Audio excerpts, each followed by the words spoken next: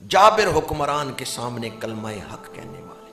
ابو جعفر منصور کی کوئی بحث ہو رہی تھی اپنی بیوی کے ساتھ، تو اس نے کہا میری بات تو نہیں مانے گی، کسی بزرگ کو، کسی عالم کو، کسی شیخ الحدیث کو بلاتے ہیں، ان سے فیصلہ کروا لیتے ہیں۔ تو بیوی حرہ نے کہا، اس نے کہا ہاں، پر جسے بلانا ہے منتخب میں کروں گی۔ ابو جعفر منصور نے کہا ٹھیک ہے، بتاؤ کس بزرگ کا فیصلہ مانو گی؟ بیوی نے کہا میں امام اعظم ابو حنیفہ کا فیصلہ مانوں گی۔ امام اعظم ابو حنیفہ کو بلایا گیا، بادشاہ کے دربار میں آپ حاضر ہیں، تشریف لے گئے ہیں۔ بادشاہ کی بیوی پردے کے پیچھے ہے، بادشاہ بیٹھا ہے اور امام اعظم تشریف فرما ہے۔ بادشاہ نے کہا ایک مسئلہ پوچھنے کے لیے آپ کو تکلیف دی ہے، یہ بتائیں اسلام میں مرد کتنی شادیاں کر سکتا ہے؟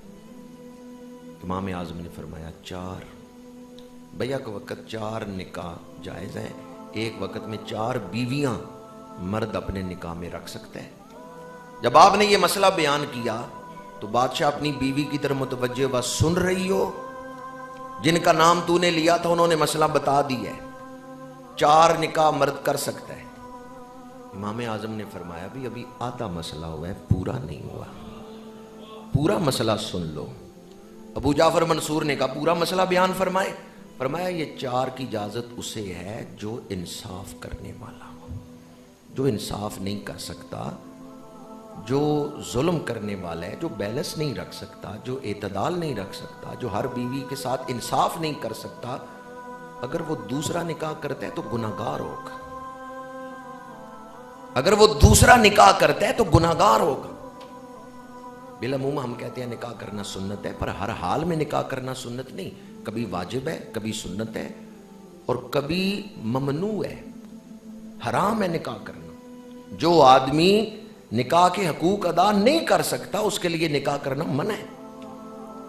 جب امام اعظم نے پورا مسئلہ بیان کیا بادشاہ نے سر جھکا لیا، خاموش ہو گیا۔ امام اعظم اٹھ کے تشریف لے آئے، بادشاہ کے سامنے پورا دین بیان کیا۔ آج کل بعض لوگ آدھا ہی مسئلہ سنتے ہیں، بھی 4 جائز ہیں، 4 جائز ہیں، ہر حال میں 4 جائز ہیں؟ نہیں جائز۔ امام اعظم گھر تشریف لے آئے، شاگرد بیٹھے ہیں، آپ سبق پڑھا رہے ہیں۔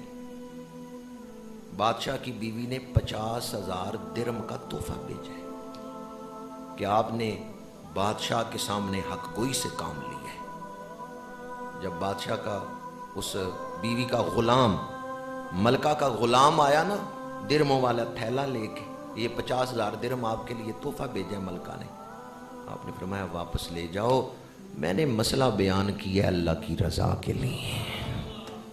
آپ نے واپس لوٹا دیے پیسے، فرمایا میں نے اللہ کی رضا کے لیے اللہ کی رضا کے لیے مسئلہ بیان کیا ہے، مال کے لیے نہیں بیان کیا۔ وہ حکمران جو بادشاہوں کے سامنے کلمہ حق کہنے والے، بادشاہ نے آپ کو بلایا، چیف جسٹس کا عہدہ خالی ہے، میں آپ کو نامینیٹ کرتا ہوں، آپ آج کے بعد قاضی القضات ہیں، چیف جسٹس ہیں۔ آپ نے فرمایا نہیں، یہ بھاری ذمہ داری میں نہیں اٹھا سکتا۔ بادشاہ نے کہا آپ جھوٹ بول رہے ہیں، آپ اس لائق ہیں۔ فرمایا اب تو ثابت ہو گیا میں جج نہیں بن سکتا، کیونکہ تم نے خود کہہ دیا میں جھوٹ بول رہا ہوں۔ بادشاہ نے کہا انہیں جیل میں ڈال دو۔ امام اعظم ابو حنیفہ اہل بیت سے کمال درجے کی محبت کرنے والے تھے، بادشاہ نے آپ کو جیل میں ڈال دیا، اور آپ کا جو جنازہ نکلا ہے وہ جیل سے نکلا ہے، آپ کو زہر دے دیا گیا جیل میں، اور جیل سے آپ کا جنازہ نکلا ہے، ظلماً آپ کو زہر دیا گیا، اس لیے آپ شہید ہیں، سری شہادت۔ امام اعظم ابو حنیفہ کے مزار پہ آج بھی انتہائی سکون ہے، اور جو نظم و نسق ہے وہاں وہ بھی انتہائی اعلیٰ ہے، مسجد انتہائی خوبصورت ہے۔ امام اعظم کی بارگاہ میں حاضری ہوئی تو آپ کے مزار مبارک سے باہر نکلیں، بائیں ہاتھ دیوار کے ساتھ چلتے جائیں تو آگے دائیں ہاتھ ایک قبرستان آئے گا، اسی دیوار کے ساتھ آپ چلتے جائیں تو اخیر پہ جا کے سامنے ایک روضہ ہے، یہ حضرت بشر حافی رحمت اللہ تعالی علیہ کا بشر حافی جو کہ شراب کے نشے میں تھے، شراب خانے سے نکل کے گھر آ رہے تھے، راستے میں دیکھا گلی میں کاغذ پڑا ہے جس پہ لکھا ہے بسم اللہ الرحمن الرحیم، تو اس کاغذ کے ٹکڑے کو اٹھایا، گھر لے آئے، اسے خوشبو لگائی اور خوشبو لگا کے بلندی پہ رکھا، اور بلندی پہ رکھتے ہوئے فرمایا تیری وہ جگہ نہیں تھی، تیری یہ جگہ ہے، اے کاغذ کے ٹکڑے تیری چھاتی پہ میرے رب کا نام لکھا ہوا ہے۔ جس نے اللہ کے نام والا کاغذ کا ٹکڑا اٹھا کے گلی سے اٹھا کے بلندی پہ رکھا اور کہا تیری وہ جگہ نہیں یہ جگہ ہے، اللہ تعالیٰ نے بھی پھر اس کی جگہ کو بدل دیا ہے، شراب خانے سے اٹھا کے مسجد میں پہنچا دیا ہے۔ دوسرے دن تہجد کی نماز پڑھنے کے لیے بشر مسجد میں ہے، انہوں نے اللہ کے نام والے کاغذ کو خوشبو میں لگائیں، اللہ نے ان کے دل کو معطر کر دیا ہے۔ جب آپ نے توبہ کی تھی تو ننگے پیر تھے۔ بعض نے کہا کہ اس دور کے ایک بہت بڑے ولی شراب خانے کے دروازے پہ آئے اور کہا بشر کو بلاؤ، بشر دوڑتے ہوئے باہر آئے ننگے پیر، تو انہوں نے بازو ہلا کے فرمایا کہ ابھی وقت نہیں آیا کہ تو توبہ کرے؟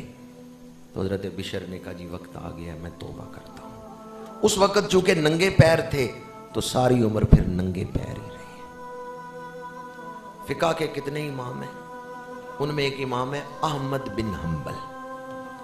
امام احمد بن حنبل جوتے اتار کے ننگے پیر حضرت بشر حافی کے پیچھے چلتے تھے۔ بشر حافی آگے چل رہے ہیں، امام احمد بن حنبل پیچھے چل رہے ہیں۔ دنیا حیران کہ فقہ کے علم میں بلند مرتبہ، عظیم المرتبہ علم کا سمندر، مرجع العلماء امام احمد بن حنبل جوتے اتار کے بشر حافی کے پیچھے کیوں چل رہے ہیں؟ کئی شاگردوں نے پوچھا امام بشر عالم نہیں، بشر فقیہ نہیں، بشر مجتہد نہیں، پھر آپ جوتے اتار کے ان کے پیچھے کیوں چلتے ہیں؟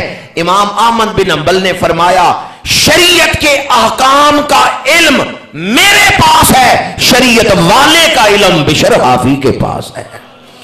شریعت کا علم پوچھنا ہو تو میرے پاس آؤ، شریعت والے کا علم پوچھنا ہو تو بشر حافی کے پاس چلے جاؤ۔ میں بشر حافی کے پیچھے اس لیے ننگے پیر چلتا ہوں کہ بشر حافی مجھ سے زیادہ شریعت والے کی معرفت رکھتے ہیں۔ اسی مضمون کو بیان کرتے ہوئے مولانا روم نے فرمایا مولوی ہرگز نہ شد مولائے روم تا غلام شمس تبریز نہ شد۔ مولانا روم جو ہیں وہ بھی بادشاہ کے بھانجے تھے، شاہانہ پروٹوکول کے ساتھ آ کے حدیث پڑھاتے تھے۔ پالکی میں بیٹھے ہیں، کہاروں نے پالکی اٹھائی ہے، باغ میں آ کے بیٹھتے تالاب کے کنارے حدیث پڑھا رہے ہیں، شاگرد پڑھ رہے ہیں۔ بادشاہ کے جو رشتہ دار تھے تو شاہانہ پروٹوکول کے ساتھ آتے۔ دنیا نے دیکھا آج ایک درویش کے پیچھے ننگے پیر چل رہے ہیں، حضرت شمس تبریزی کے پیچھے۔ واقعہ نہیں بیان کر رہا کہ اکثر وہ واقعہ آپ نے سنا ہوگا۔ دنیا نے پوچھا مولانا روم آپ آئے تھے تو پالکی میں بیٹھ کر کہاروں کے کاندھوں پہ سوار ہو کے آئے، اب جوتے اتار کے ایک درویش کے پیچھے کیوں چل رہے ہیں، ننگے پیر چل رہے ہیں؟ مولانا روم نے فرمایا مولوی ہرگز نہ شد مولائے روم۔ مولوی میں اللہ والا نہیں ہوا، میں مولا والا نہیں ہوا۔ آج کل کسی کو نا مولوی صاحب تو وہ غصہ کر جاتا ہے، حالانکہ کسی کو کہ اللہ والے، خوش ہونا چاہیے نہیں ہونا چاہیے؟ کہا میں ہرگز اللہ والا نہیں ہوا جب تک اللہ والے کا غلام نہیں ہوا۔ مولوی ہرگز نہ شد مولائے روم تا غلام شمس تبریز نہ شد۔ اقبال کہتے ہیں تمنا درد دل کی ہو تو کر خدمت فقیروں کی، نہیں ملتا یہ گوہر بادشاہوں کے خزینوں میں۔ حضرت بشر حافی رحمت اللہ تعالی علیہ کے مزار مبارک پہ حاضری ہوئی تو آپ کے مزار مبارک پہ بھی خوبصورت انتظام ہے، مہمان نوازی کی ان عراق کے بزرگوں نے جو وہاں ڈیوٹی دے رہے تھے۔ کھجوریں انہوں نے تمام زائرین کو پیش کی، پانی پیش کیا، کھجوریں پیش کی۔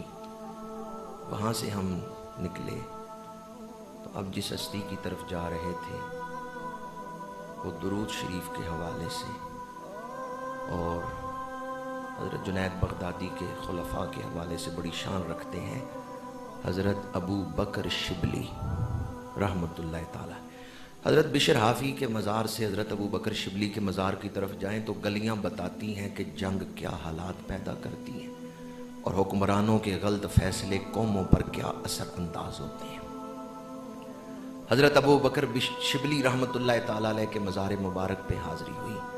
یہ شبلی کون ہیں؟ بغداد میں ایک محدث تھے حضرت ابو بکر مجاہد رحمۃ اللہ تعالی علیہ، حدیث پاک پڑھاتے، تو حدیث پڑھانے کے دوران اگر کوئی بادشاہ آ گیا نا تو وہ بیٹھے رہتے، سبق پڑھاتے رہتے، یہ نہیں کہتے تھے بادشاہ آ گیا تو اٹھ کے استقبال کرتے، نہیں، درس دیتے رہتے۔ ایک دن شاگردوں نے دیکھا